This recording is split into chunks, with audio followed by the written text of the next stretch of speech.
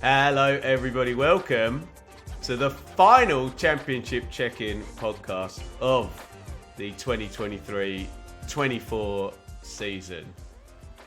I'm struggling a bit, Sam. I haven't slept much.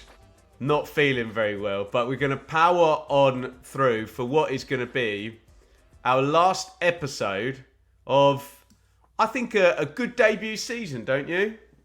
Yeah, I think it's been great fun, hasn't it? It's been, brilliant to really hone in on the best league in the world week after week. I love the interaction, to be honest. It's like the first time I've probably done something like this. So, yeah, it's been really good to read the comments as we've gone, get people involved. And I think it's been a good first year. So, yeah, probably a lot of food for thought. We'd welcome a lot of comments, probably, wouldn't we? What people like, what people don't like, and then we can structure it for the 24-25 season.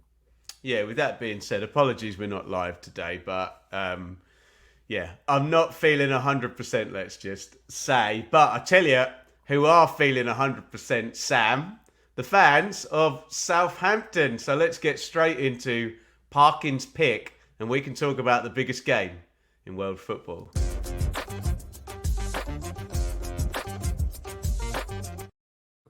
So the final game of the domestic season. I like it being after the FA Cup final. I think it kind of bookends it all fairly nicely. We'll talk about the match. We'll talk about the implications for Southampton and for Leeds.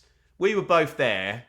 Just talk about the occasion though, Sam, because I'm sure you've been to plenty. I'm lucky enough to have been to plenty of playoff finals. This one felt big, didn't it?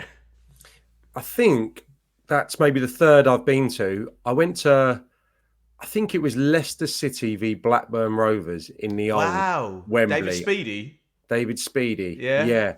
I went to that. Don't ask me why. My dad had a mate who was a Leicester fan. And I remember going to that one.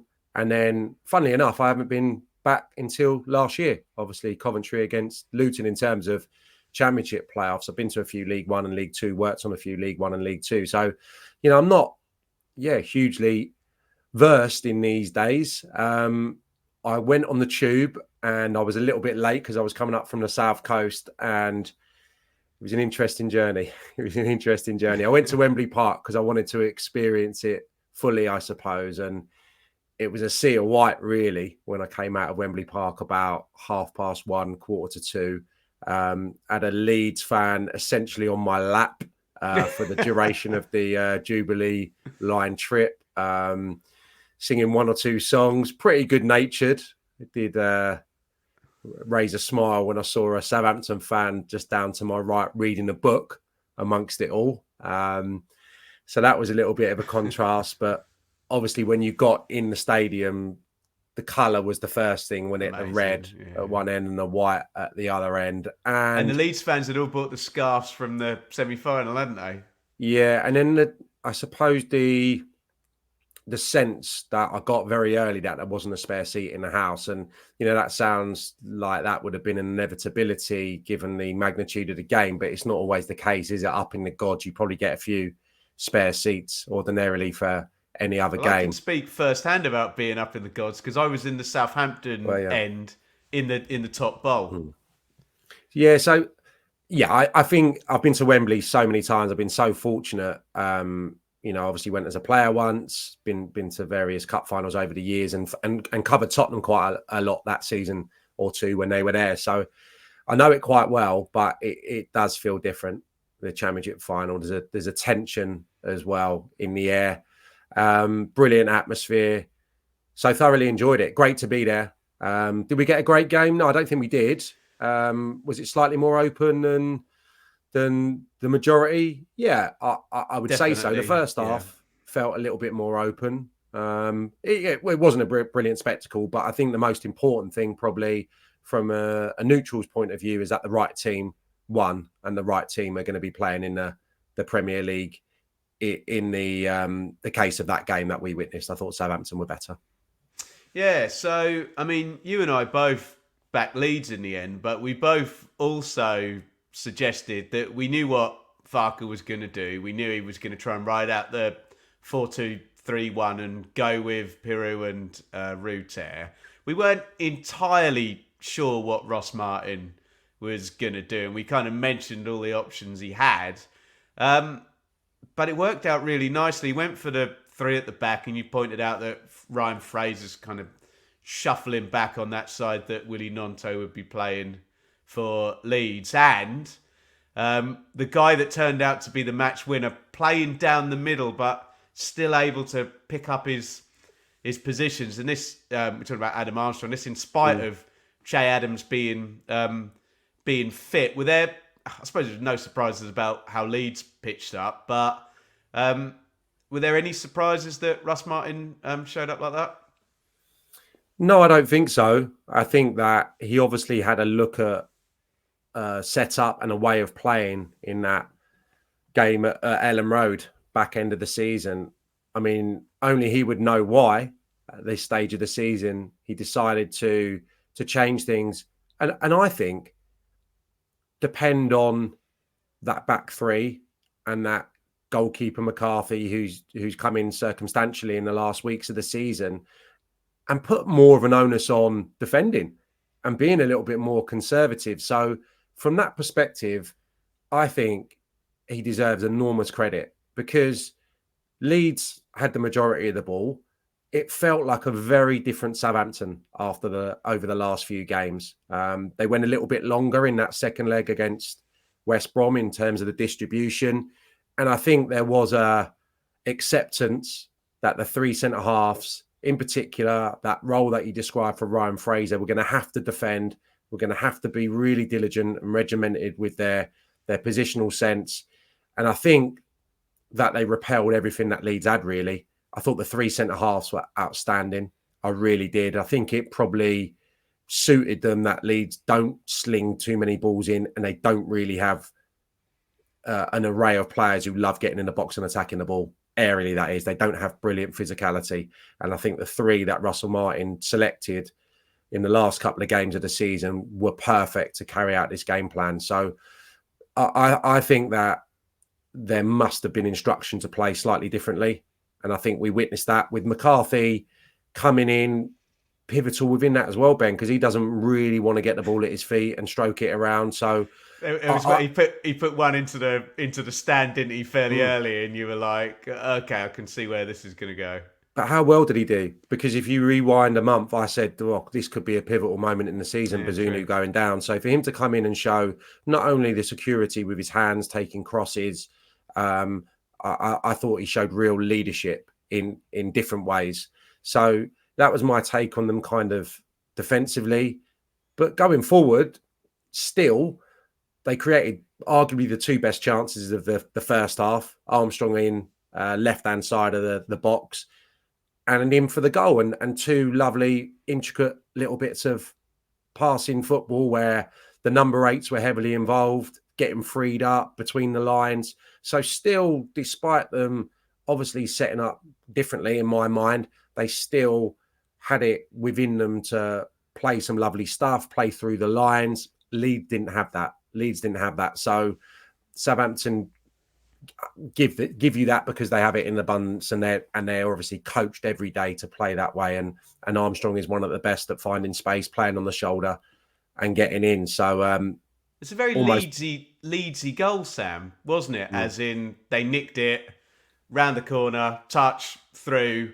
I had a good angle looking at that, and I knew it was onside. I could see how bad the defensive line was. But Sam, if you told me a side was going to take the lead with a quick nick and slipping a player through on a counter press, I'd expect it to be Leeds scoring that goal, not Southampton. Yeah, he's done that all season, though, hasn't he, Armstrong? Whether it's been from the right-hand side, I've really enjoyed him in that position, and obviously that allowed Che Adams to invariably play down the middle. But he's got clever movement, and yeah, they got a little bit detached, didn't they? Disjointed. Leeds Rodon and Ampadu for that one. Lovely little cute ball from Smallbone, and having turned down that first opportunity to shoot on his left foot, he was always going to get that one away. And I think there was there is a contrast. Piru's a really good finisher, kind of accomplished finisher, kind of from the 18-yard box, isn't he? But you give me Adam Armstrong over anyone else on that pitch to take an opportunity, and probably Che Adams probably would be my second pick. I think that was vital in it as well. You know, Southampton just have players who are more clinical in those positions, and I thought that was evident in the way that the game was won. We highlighted Somerville potentially up against Kyle Walker-Peters. Wasn't a contest, was it? I mean, Walker-Peters strolled it. I think it so much so that towards the tail end of Somerville's time on the pitch, he didn't get any change. And then there was a kind of sympathetic handshake from Kyle Walker-Peters to Somerville when his number went up. I mean, that was, you know, a wide player being seen off by I thought that was quite shocking. I think when you've got the Championship Player of the year, you ride them out because you might be going to extra time. That was I was going to say when the goal went in, we'd spoken about the impact of the first goal and particularly the impact if Leeds United had scored the first goal, but it didn't really punch back. And you know, to be pulling out Nonto and Somerville, I don't know, it did feel a little. I don't want to insult a team that scored 90 points and the Championship Player of the Year and a manager who's won the title twice, but it's just kind of faded away, didn't they? Other than Dan James, which I'm sure you're going to mention. Yeah, absolutely. Yeah, the lack of intensity to want to go and take on the fullback was really evident to me. Yeah, obviously you understand they're going to give the ball away because they try things in the final third, but there wasn't enough end product. There wasn't enough times when they got to the byline and produced something or was able to come in field and hit shots. Some of it will be disappointed with the one chance he did have where there was a bit of a turnover of possession and he got it edge of the box in his ideal kind of spot and just didn't get the bend on the ball. So he'd have been disappointed with that. But yeah, absolutely kind of it just didn't click for them going forward. Ruta, I think there was kind of special planning for him, either Downs or Stevens quite often was stepping out. Downs was excellent, Sam.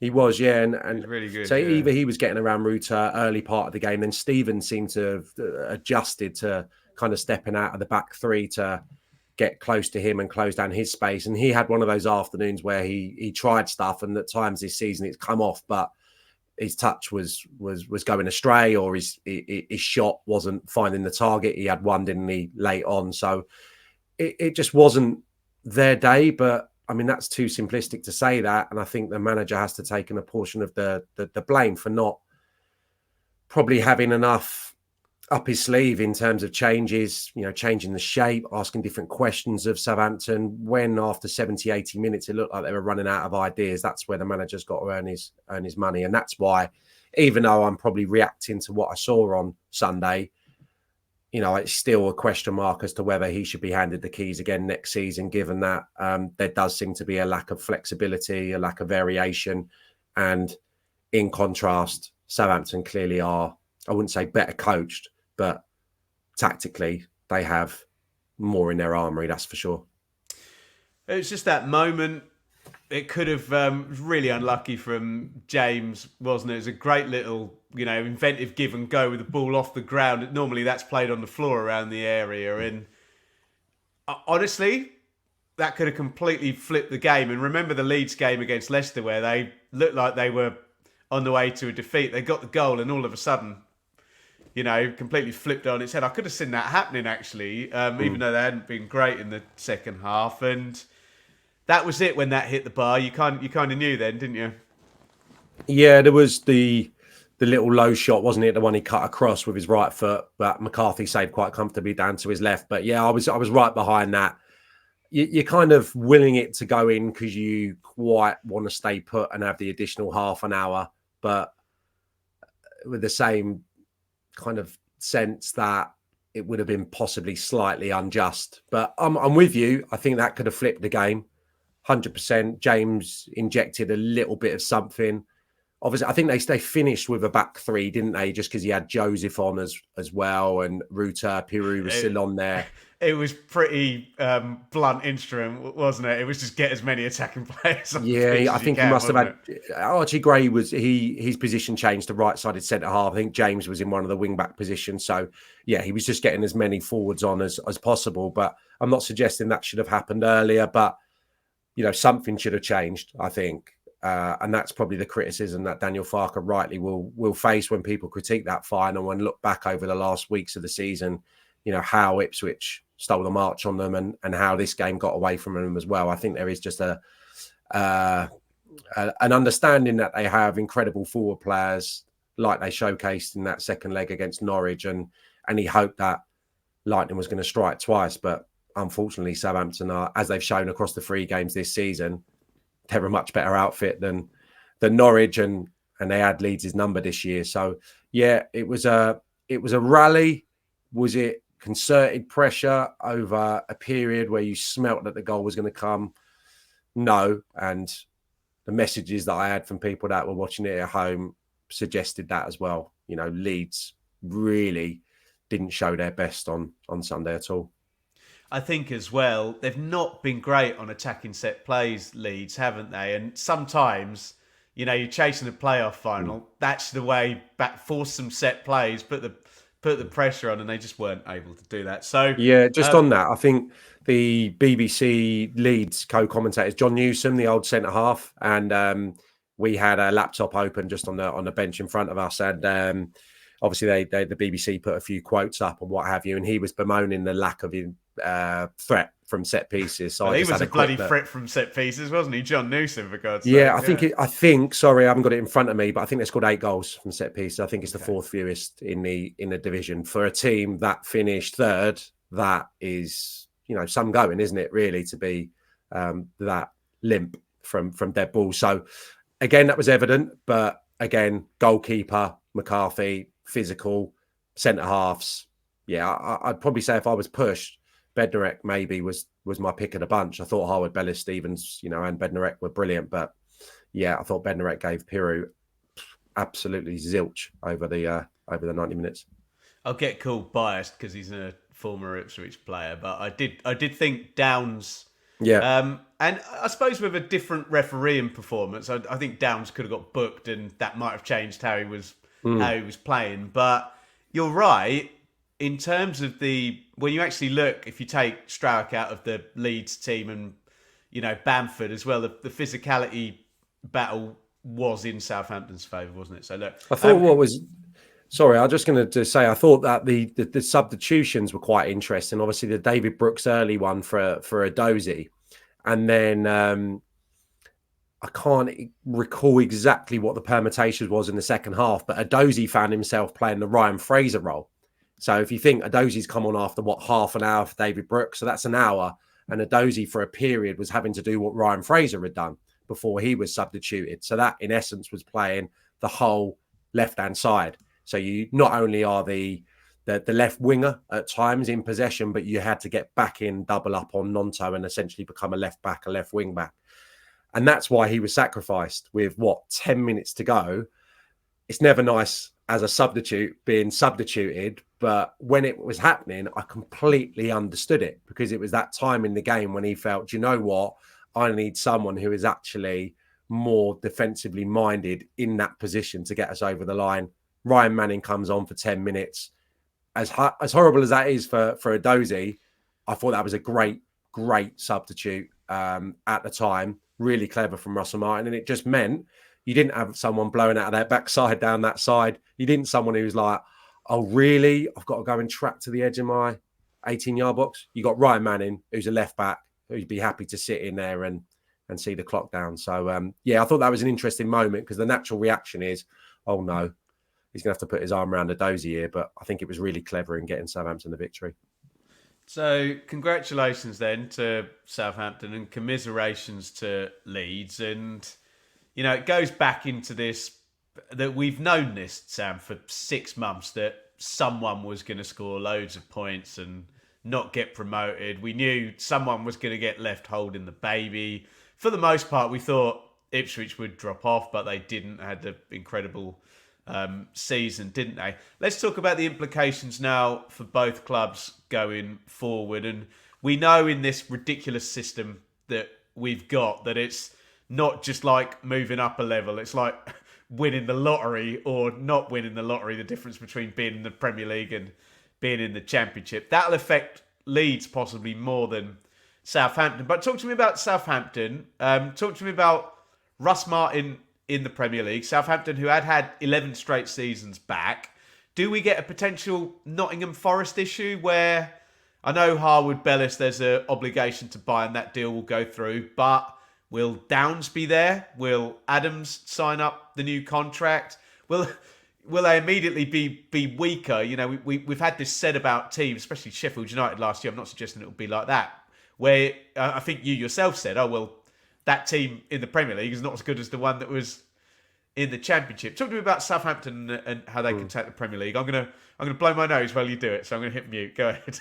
I think it's really difficult to predict, you know, how any team's going to attack it when they go up. I think probably Burnley last year, we had a really good idea about the way that they would go about attacking the Premier League, and it probably played out in a similar ilk, albeit I thought they'd get much larger output probably from the forward players. That was the biggest surprise to me. Some of those guys who were unstoppable in the Championship just couldn't translate it to the Premier League.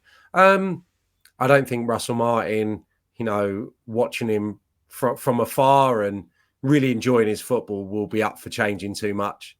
I think that, yeah, I mean, to contradict myself a little bit. Sorry to interrupt, Sam. On Russ Martin, the people like me who would always give the caveat, he's never completed a season, I have to shut up with that now. That's sorted, isn't it? He's got a promotion, he's finished in the top four, and I can't level that against him as a criticism now. No, and I was going to contradict myself there, but I'll take a line from my mate Adrian, who I do the podcast with on the three divisions. Maybe he can take loads from the last three games, and you know, I can't remember them too often, you know, being a little bit more defensively minded. The criticism has always been that he can't. I didn't think he was going to be a good knockout football manager, Sam. Honestly, I didn't. Yeah. I thought Corberon or Wagner would be better. Yeah, and having been such a good defender and leader, it's strange that we don't associate his managerial career thus far with being able to set up a defence and make his team hard to beat. So maybe, you know, going up the level, you know, you're going to be able to attract better players, and then that means that they're going to be able to handle the ball better, and the playing through the lines is probably going to be more competent than it maybe was initially in the Championship. So maybe he can marry the two together. I don't think there'll be an enormous change. I don't think all of a sudden this is going to become a counter-attacking team. I think they'll still want to play. They'll still want to have these intricate patterns, but ultimately your chance of survival is only going to be as good as the players that you're able to bring in and bolster the squad with. So I'd imagine they'll probably, in keeping with how Southampton have approached it maybe over the last decade, be scouring Europe. I know there's a different setup there, but I would imagine that, yeah, a sprinkling of Premier League experience, but they've got quite a lot of that. And I'd expect to see a few names I'm not that familiar with probably coming in for decent sums of money. But yeah, I think Harwood Bellis is a really good signing. Obviously, I think there was certainly people that imagined that he'd be, you know, on the periphery probably of Manchester City's side in a season or two. So that's a little bit surprising that he's been allowed to leave at this juncture of his career. But yeah, outstanding signing. They'd love to get Downs done. And obviously they've got decisions to make the out-of-contract players. All of a sudden, I'm sure it's a much more attractive proposition for Che Adams to possibly pledge his future to staying at the club. But yeah, they'll have to go for some forward players to get some more goal threat. But remember, Ross Stewart has not really kicked a ball for Southampton, and I think he's probably ready for the Premier League. Ross Stewart, depending on how he kind of adapts after his injury, I think he's been good enough to deserve a crack. So with him, Adams and Armstrong potentially, that's not a bad trio to start with, if they can add maybe one more. So let's talk about Leeds then. I'll rather than ask a question, I'll give you a scenario Yeah. that I think is fairly likely, that Leeds won't be that far off the amount of points they scored this season, next season, with Daniel Farker. He knows what he's doing. The continuity is a huge thing in the Championship, given so few managers will actually go end of season, go through pre-season and start the next season. Yes, they're probably going to have to sell Somerville. I'm not sure what will happen with Gray, because it would take it's going to take one of the huge clubs to spend an absolute boatload of cash, and he's still 18, so there's a chance he might stay. And What type of money would it take to get Gray? How much did Alex Scott go for example? So Alex Scott was 25 million to, I think, there or thereabout, to Bournemouth, wasn't he? 25-ish. And Wharton? 18, 20, wasn't it? So you're talking around that? Well, I just think because he's that much younger, forgive me, I'm sure these guys were... I mean, Bellingham's the one, because he's turned out to be one of the best players in the world, and that was 25 million.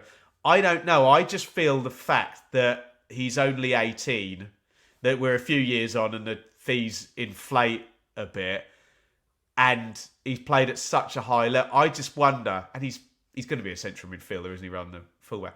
I just wonder whether that's a even higher ticket for him. I could be wrong about that, but I think the guys, I think it's a Square Ball I was listening to, the Leeds show, was saying that Rutem might be a bit of a white elephant, that they're just not going to get the money back for him, so he might end up still being there. But how do you feel about my scenario that they keep Daniel Farker in, that, and we're going to talk about the lineup for 24-25, that surely we're not going to get 97 and 96 and 90 and then 87 next. Surely this year's been an absolute outlier. How close do you think I am to that being how it would play out for Leeds? Yeah, I think it's going to look quite different from how it has done this season. I just sitting here now, and obviously I don't want to be too reactive to what we saw on Sunday, but I think it would be hard for Ruta. I think it's a good example to go again in the Championship. In essence, you know, he joined as a Premier League player at Leeds. He's had a season in the Championship. I think there was a sense you could get from his demeanour and his post-match that he really believed they were going to do it. So I think it'll be tough to get over for the players of his ilk, you know. He's only 22 though, Sam. He's not. It's not like he's a 25-year-old and off you go. Sorry, continue. Yeah, no, that's a good point. But the sense is they're going to have to sell, having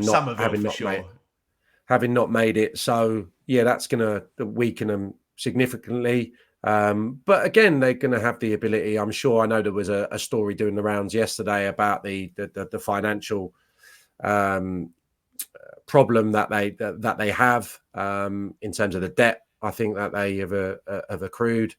So there's going to be, you know, a lot of surgery needed, and probably players leaving and different players coming in. So it's going to look different. I suppose the biggest conundrum really is still the manager. There seems to be a sense that there wasn't that kind of desperate need, or the desperate feeling that they had to make it this year, that it may take a year or two to make the step, and therefore Daniel Farker could have the backing for another year. I wouldn't be surprised at all if there was to be a change. I think maybe, in my opinion, a fresh outlook with a slightly new moulded squad would maybe be the right thing.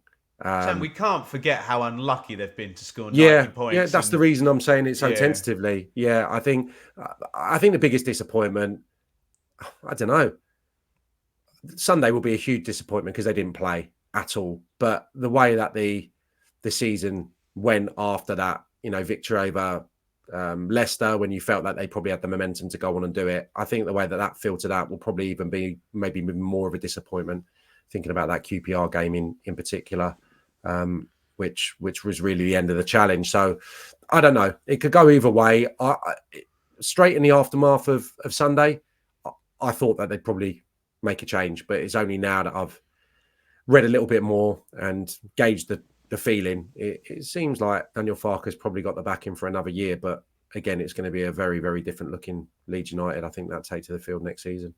Yeah, agree with that. And they've been fantastic, Southampton and Leeds this season. Massive winning streak for Leeds, unbeaten streak for Southampton, 87 and 90 points, and maybe a bit of a sense of wrong place, wrong time. But let's be honest, Sam, when you and I are back here in the end of July after the Euros, everyone's going to have Leeds in at least the top 3, top 4 in their predictions for next season, aren't they?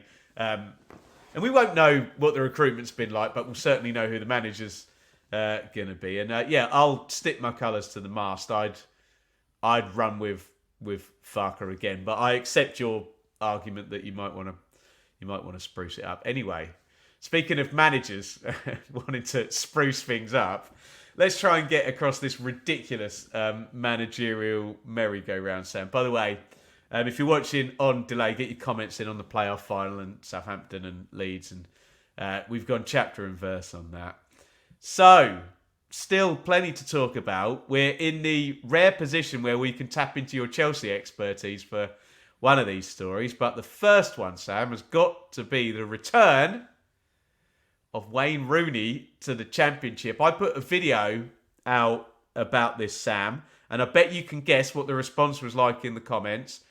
And I'll be quite frank, everyone thinks this is a terrible hire and Wayne Rooney's going to fall flat on his face.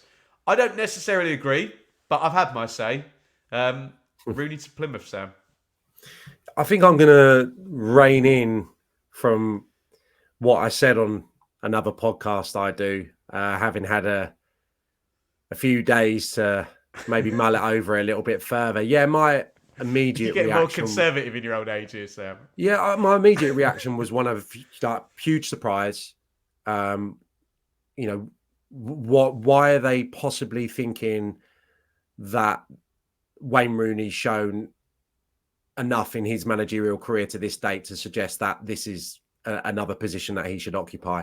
That was my initial feeling. He's not shown a great deal. I think I enjoyed watching his Derby team, but again, without knowing too much, I really do believe that Liam Rossini was probably the main voice on the training ground, the main especially with how Hull played last season and the similarities. Yeah, I mean, you've Derby, got that evidence now, haven't you? Derby was an eye-opener for me going there. I think, they'd had the job for a period, maybe 4 or 5 months before I had an opportunity to go and see them. And it was a real eye-opener. They were playing some really sophisticated stuff, some real intricate patterns. They were playing out at all times, real risky football, which I thought probably Liam Rossini had a big say in. Obviously, it didn't work out at DC United, and Birmingham was a disaster, wasn't it? And not entirely of his own doing. So I'm really surprised. I think that you have to, and this has been the sentiment from quite a lot of people, and I agree with this because I'm a big fan of Wayne Rooney. I thought he was a brilliant player. And I think actually after his first few years where obviously there was a few misdemeanors and he struggled with the press, and there'll be things that I'm sure that on reflection he wouldn't have done. I think he actually carries himself really well now. And I really enjoy listening to him talking about football. I think he's a real bright spark when he's talking about football. And you have to admire that desire and not to He could offend sit in anyone. a TV studio and make tons of money now, couldn't he? Yeah. Not to offend anyone at Plymouth Argyle, but the want to go and get your hands dirty, in a job that wouldn't seem particularly fashionable to the people that aren't across the EFL. Me and you know that is, I don't want to go football hotbed, but that is a brilliantly supported club in an area of the country where they live and die by their football team. They absolutely love it. Having been down there this year, great experience, played there. It's a tough place to go and play as a visiting player. So, yeah, it's an attractive job, but maybe not for someone of that ilk, the world standing of Wayne Rooney. So he deserves credit for that, first and foremost. But what is it in terms of ingredients? What is it in terms of his skill set that has meant the Argyle hierarchy have gone for him? That's the question that I don't really know. I think it'll give them that continuity of being able to attract good loan players, young players from probably big clubs, and use Wayne Rooney, the ex-player, to try and secure those signings so they can come and learn off him and be in his company and be on the training ground. Absolutely. But it's probably, where tactically Argyle are going to go. What are they going to look like? What are they going to be in contrast to who they were under Stephen Schumacher? I would presume Neil Dewsnip has a relationship of some description with Wayne Rooney. I think he's from that part of the world. Everton. Yeah. Yeah. There you go. But I tried to articulate this the other day. It didn't work with Ashley Cole, John O'Shea. There was someone else with him at Birmingham. I think that's going to be important. You've got Nanskaville, who was there previously, who's part of the furniture at Plymouth. You've got Simon Ireland, who's a vastly experienced coach. I think he's been coaching. He was at Forest. He was at QPR since 2008. So he's got vast experience. Daryl Flahaven's the goalkeeping coach. I don't know Simon Ireland, but I would suppose that, that's a big hire. And that's probably a really important role because Wayne Rooney hasn't got vast experience on the training ground. So I'm just interested in how that's going to align, the coaching team with Wayne Rooney. You would expect him to maybe go in there with someone really experienced, old, wiry, who he can really lean on.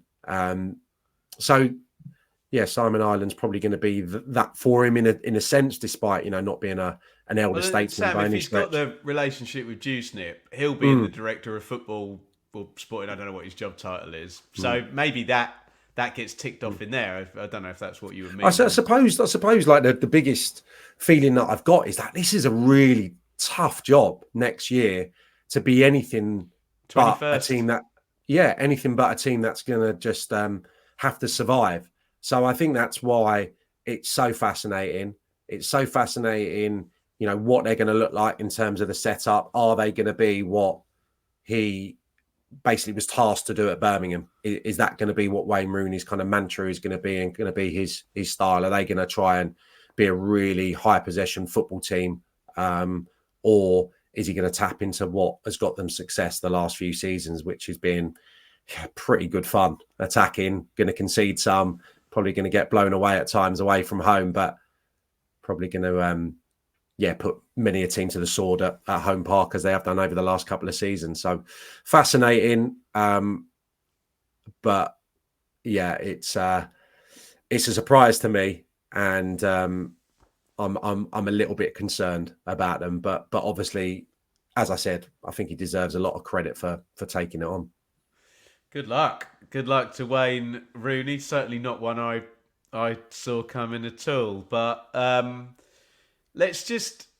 we can't tick these off yet because I want to talk to you about Kieran McKenna and Enzo Maresca and Vincent Kompany, because something weird is going on with EFL managers from, this season, last season, whatever you want to call it.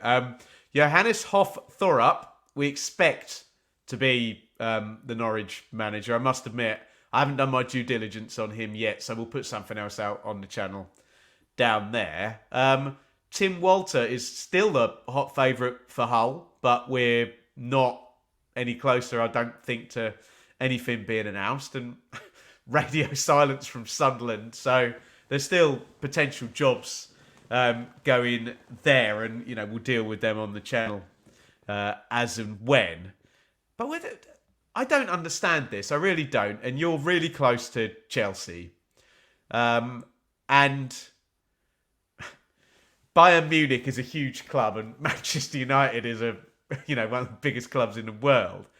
What is going on with Enzo Maresca is going to get the Chelsea job? And in the Abramovich era, that was Mourinho, Scolari, World Cup with Hiddink. I'm sure there's been plenty of them that I can't remember, but it felt like that was always the most famous, highly qualified managers would get that job. And we're going to get the guy that won the championship is going to go and do the Chelsea job. I guess they think they might be getting the next Arteta because he worked with Pep at Man City. Kieran McKenna looks like he's going to sign a new contract with Ipswich, which I'm a big proponent of. Vincent Kompany is going to be Bayern Munich manager. What's going on here, Sam? No, it's crazy, isn't it? It has been a crazy few weeks. I have been having to pinch myself a little bit, give myself a slap round the face, because it does feel very peculiar. And you know how much I love the league and love going to games and how passionate I am about it. But it just feels like it's a hell of a jump. Yeah, that's a really good point about Maresca and Arteta and Pep and such like. I think the most simplistic way to put it is that Chelsea has just changed so enormously since that era in such a short space of time, in that the model is completely different. You know, you've got two sporting directors now, obviously the new ownership, and the way that they've put a squad together is very different from how they've done it previously. So they want a head coach to go in probably with a philosophy that aligns with theirs, that's got a clear way of playing, and is probably going to just get on with coaching the players without getting too involved in anything else outside of that, which would not have been the case under previous managers and the previous ownership. So he must tick a lot of those boxes. He must tick, and Pochettino latterly, unfortunately. That's that Pochettino to the guy who's just won the championship. I mean, it's unprecedented.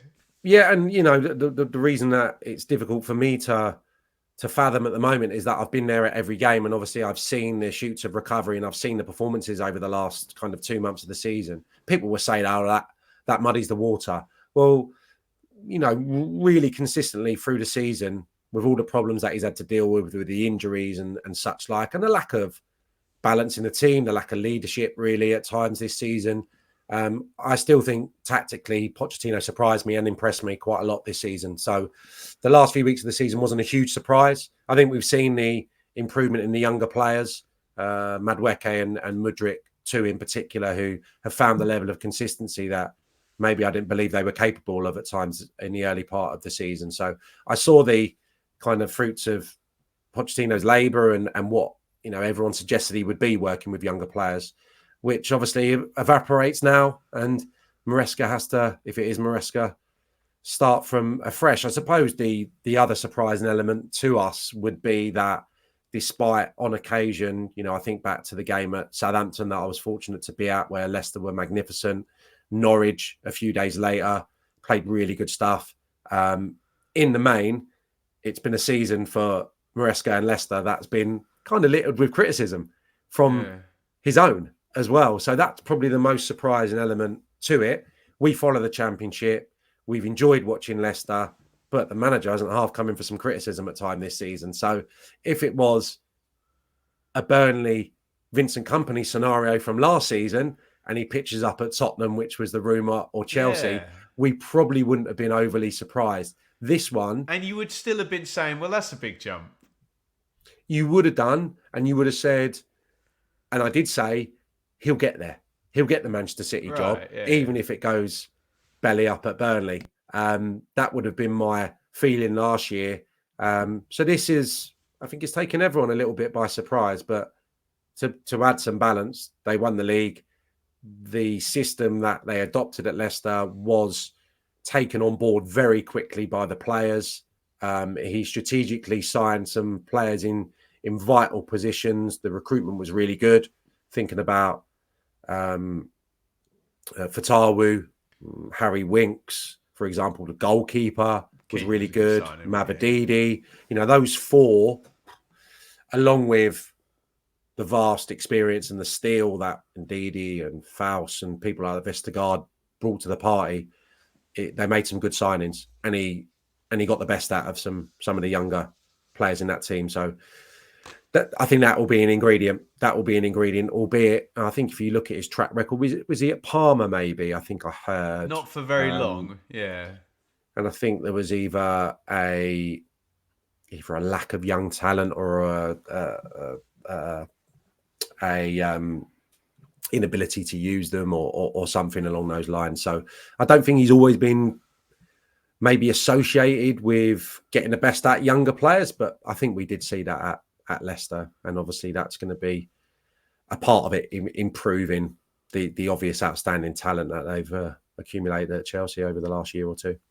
So we think the champions of the Championship are going to be looking for a new manager. It doesn't, at the moment, look like the runners-up, Ipswich, are, but we've also seen Kieran McKenna being linked with some gigantic jobs as well. What have you made of that? Surprising again. And he's been amazing. He's been one of the best starts to a managerial career I can think of. Probably the best. I mean, it's just, and I've loved watching them, last season and this. I think he's changed the landscape, really.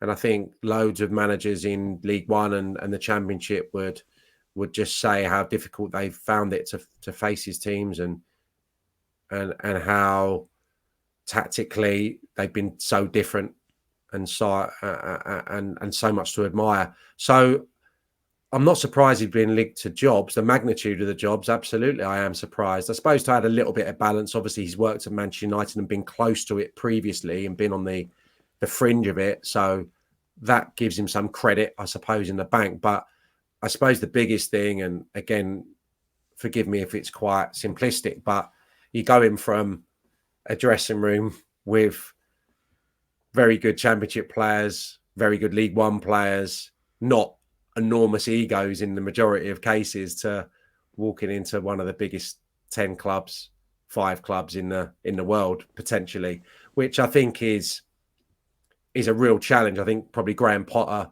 found it a challenge. And I think someone like Kieran McKenna and his backroom staff, it may be a little bit too soon. So like Brighton would be a more natural step, wouldn't it? But then you would argue historically, and I know we're talking about the present day, but historically, are Brighton a bigger club than Ipswich? Are Brighton right now? It's just in the Premier League era. If you've had a few years up there, you just bash everybody else into, and even across Europe, like Bournemouth or Forest have only been up a couple of seasons. They'll be able to outsign all the best teams in Spain and Italy now, won't they? They are there now. You'd probably have a better understanding of this than me, but could you imagine Ipswich getting there? Or is the financial disparity, is the way that the club's ownership are running the ship very, very different to how Brighton were maybe a decade ago? I think you just got to get past that first season, and then then the door starts to open up, doesn't it? As long as you don't become a yo-yoer, and you see, like I mentioned, Forest or Brentford or something. I think the other side of it, mate, is that you go into Brighton now. The form has been very inconsistent. It's been very indifferent towards the tail end of the season. I don't know. Forgive me again, because I did cover the Chelsea-Brighton game relatively recently, but I don't remember. I think it was 4 wins in 20 or something like that was being quoted a few weeks before the end of the season. So listen, they've not been winning consistently. So I think my worry would be you're going in there, and of course they'll probably refresh the squad in the summer, and we know that they sign brilliantly, and they have done over the last 5-10 years or whatever. I just think you might be going in at a really difficult time to keep your foot on the gas. And I think if he goes in there and they fall off a cliff, that would affect his reputation more than it maybe would do Ipswich having their inevitable struggles in the next 12 months. So I think in balance, really difficult to turn down. Really difficult to turn down Chelsea and Manchester United if they were viable options, if they were realistic options. I think the Brighton one, even though it would feel like a more natural step, I think that's one to avoid at the moment, just for the reasons I've stated, and that's just my opinion. Look at Rob Edwards' reputation now. Rob Edwards will be surely linked to, I think, the top payers, the top supported clubs in the Championship and beyond. Probably there'll probably be some Premier League interest in Rob Edwards as well, even withstanding that they've been relegated, Luton. Yeah, fair point. Yeah, so this is going to rumble. We think one of the favourites, Burnley, we're going to have an open manager's job there soon. Leicester, I know they're not our team anymore in terms of, this being the Championship check-in podcast. Hull, Sunderland, so still plenty in terms of managers. Corberan was getting linked to, was it Leicester? I think yesterday. Yeah, I can see that. Yeah. Just thinking it through now, I mean, you'd 100%. Expect Stevie Cooper's agent's been taking a few phone calls as well, hasn't he? Yeah, you'd 100% fathom it if Leicester were still in the Championship. Actually, Premier League. That's a bit of a jump for him. As undoubtedly talented as he is, that would be a bit of a curveball for me. That I think if he was given that gig now after the promotion. Watch this space. Right, let's go into the last quiz of the season, Sam, and play the week that was.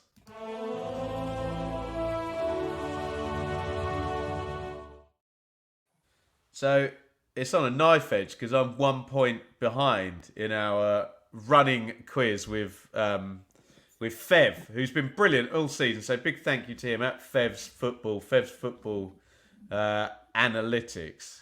Oh, this is a long-winded question by the look of it.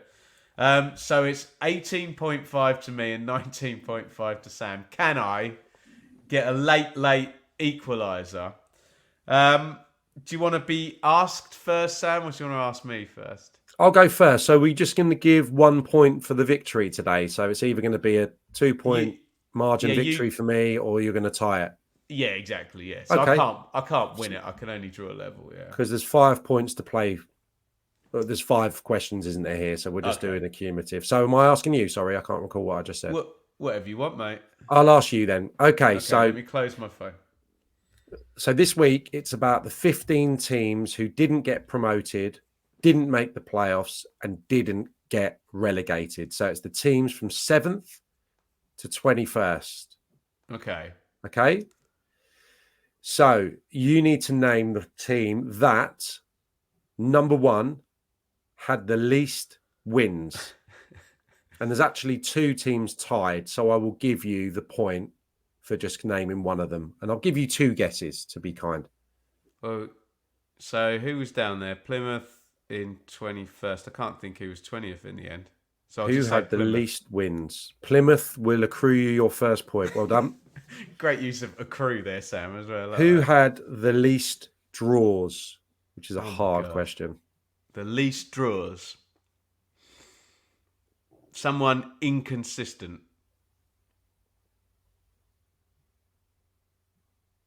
Blackburn. No, they went a bit draw happy at the end of the season, didn't they? Oh, I've said it now. That was Cardiff with 5 draws. There's nothing for that. Who had the least losses from 7th to 21st? 21st. Hull, Middlesbrough, Coventry. Hull. Correct. Well done. Come on. 2 out of 3. Who scored the least goals?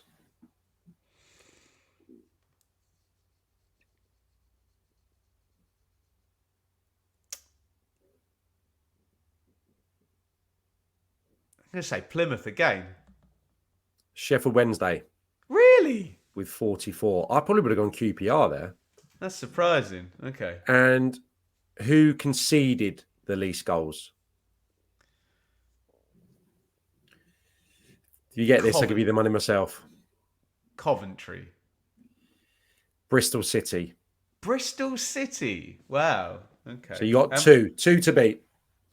Here we go then, Sam. I think you've got... He normally does a similar theme, doesn't he? Yeah. Okay. Who had the most wins out of the teams from 7th to 21st? Can't even think who finished. What did you say?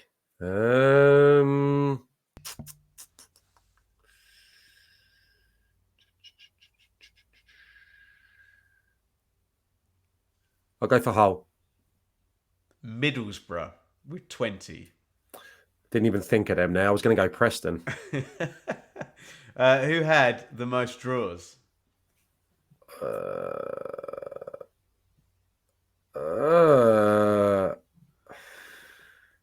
Cardiff was the least, was it? Yeah, Cardiff was the fewest draws. Yeah. Oh, mate, I've got no idea. Least of the most draws.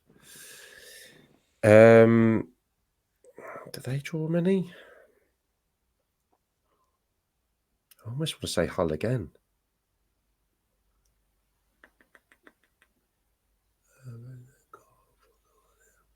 Who else is in no man's land? Oh, I'll go. Did they ever draw?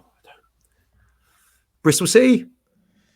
It was Watford with 17. Makes sense. Who had the most defeats?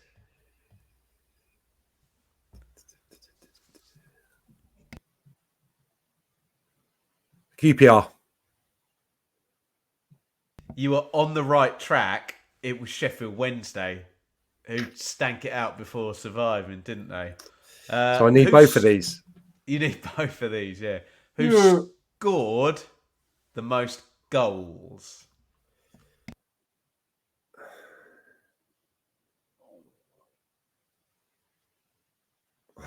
I've got two. Go on. Do you want me to give you the two? Give me the two, go on. Coventry or Middlesbrough? Okay.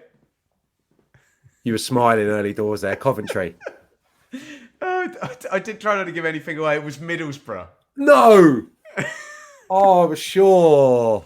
I'll give you the last one, but what this all means is I've drawn level on the last day on the week that was. Who conceded the most goals? This is surprising, considering your mate went in there to manage them, and he's a good defensive manager. Oh no, I can see that. Yeah. Blackburn. Blackburn must have been under Thomason that they conceded the majority. 2-1, pathetic. 2-1 defeat. Well, I've equalised late doors there, and again, brilliant from Fev, and I think you'll echo what I say, Sam, because we have a lot on, you and I. We record at different times every week, and he always gets the questions in. And yeah, I think it's kind of apt that we get the draw. Right, let's do this, Sam. Quick, very quick, first look at your 24-25 lineup. The new boys are Burnley, Sheffield United, Luton, Pompey, Derby, and Oxford. Who are you looking forward to covering out of that six? Oh, I'm really interested to see what Luton are going to look like. Obviously, a former team of mine. I mean, that is just very, very confusing as to what next season will bring for them. Because all of a sudden, I just would never have anticipated being in a situation where them dropping out of the Premier League into the Championship and probably being high amongst the bookies' odds for making a straight return, which is just incredible and just again just sums up what an incredible journey they've been on. I think they're obviously inevitably going to miss to lose Ross Barkley.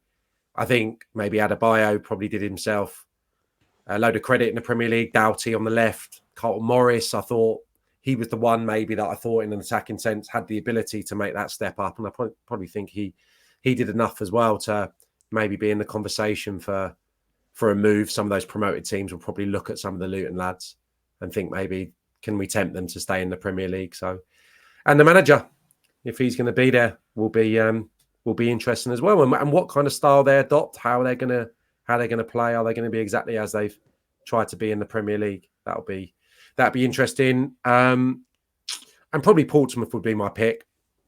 You know, of the promoted sides, just because obviously I've got a foot in that camp with my best mate, who's one of my best mates, who's the assistant, John Harley. John Massinho is incredibly impressive. They're a really well-rounded team. I think they've got a real, clear identity, physicality, set-piece threat, two excellent centre forwards.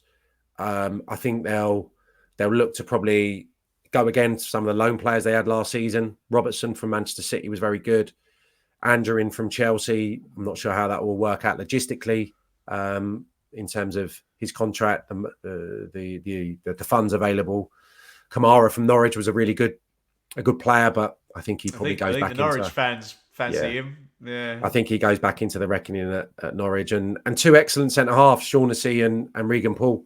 Regan Paul missed a lot of the season injured, but hopefully he'll be fit enough to feature. And they'll have to change the squad and mould it and bring in a bit more experience. But I'd expect them to be really strong at home, probably hard to beat. And I'd expect them to probably have enough to stay in the division. Oxford's a bit of a toss of a coin, but that'll be interesting as well. And they've been, real attacking team last few weeks of the season. So they did show versatility and that they could adapt in that playoff final, win a one-off game. And they'll have to obviously go into some games next season, I'm sure, with a handbrake on a little bit more. So, yeah, they'd be the teams that I'd be most enthused to see what they probably look like and what they churn out starting next season. Right, let's rattle through these quickly. So the remaining chasers, Leeds, go again, West Brom, Norwich, Hull, Borough, Coventry. All of those sides, except for Hull, have been in the playoffs in the last 2 seasons. They're going to expect to be there again.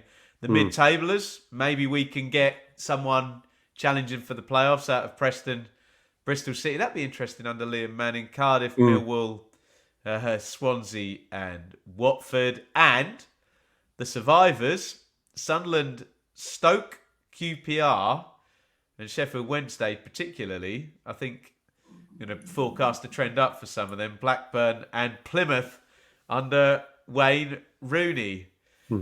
Good looking lineup, Sam. It's funny, isn't it? Because you look at it now, and I almost feel like I could probably do like your 1 to 24 now and make a little bit of sense and start creating those narratives now. But with that, Hull is a lottery. Sunderland, the same. You don't know what they're going to look like. I think I'd be really confident to say that QPR, Sheffield Wednesday, Stoke can be optimistic about the season ahead. Even further up the first group of teams you mentioned, Middlesbrough now, that some of those players from last summer have had a year settled, that's been littered by injury and inconsistency. Finished the season brilliantly.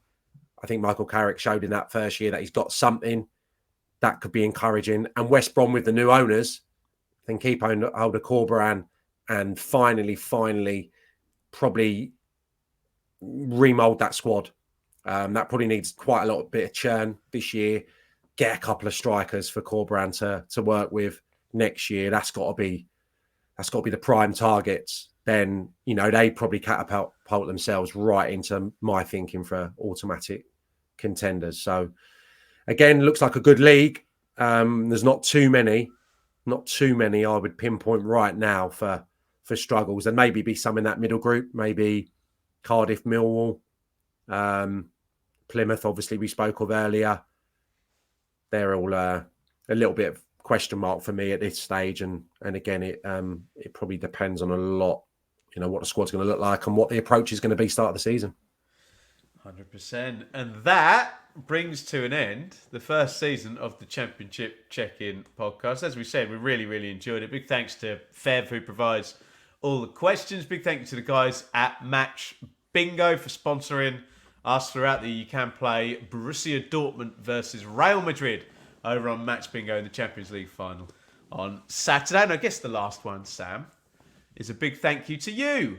Great for our channel to have the credibility with all your hundreds of games played and all your goals that you scored and all the TV work and radio work you've done. So just big thank you for bringing that level of credibility to the channel. And not only the last word for today, Sam, have the last word for the season.